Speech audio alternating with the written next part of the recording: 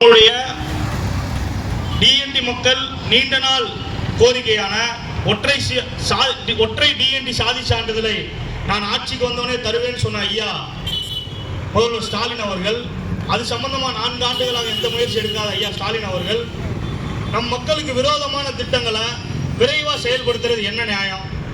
குறிப்பா அரசு கல்லர் மாணவர் விடுதிகள்ல கல்லர்ன்ற பெயரை நீக்கிறதுக்கு இப்படி ஒரு முனைப்பு காட்டுவதில் என்ன காரணம் இருக்கு கேட்டா சமூக நீதி அப்படின்றாங்க. சமூக நீதினா என்ன?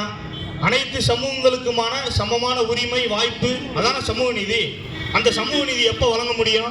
அந்த சமூகங்கள் இருந்தால் தானே வழங்க முடியும். சமூகங்களை ஒழிச்சு கட்டிட்டா யாருக்கு இவங்க சமூக நீதி வழங்குவாங்க? யாரோ சில சமூகங்களை திருப்திப்படுத்துவதற்காக இந்த 100 ஆண்டு கல்லர் பள்ளி வரலாறை அழிக்கணும்னு நினைக்கிறது எந்த வகையில சமூக நீதியாகும், எந்த வகையில பகுத்தறிவாகும்? அதற்கு ஒரு அரசாணை போட்டிருக்காங்க. அது எப்படி ஒரு வேடிக்கையான அரசாணைன்னு மக்கள் புரிஞ்சுக்கணும். நம்ம பகுதியில் இருக்க பிரமலை கல்லர் சமூக மக்கள் ரொம்ப கவனமாக அதை புரிஞ்சுக்கிட்டு இந்த விஷயத்த